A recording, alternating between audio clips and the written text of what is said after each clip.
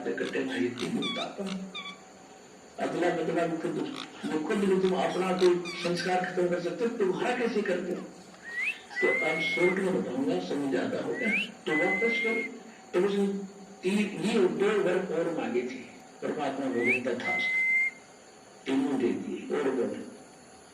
फिर एक और मांगा था कि एक और दया करना कि कलयुग में पहले मेरे, हाँ एक ये प्रार्थना की थी कि आप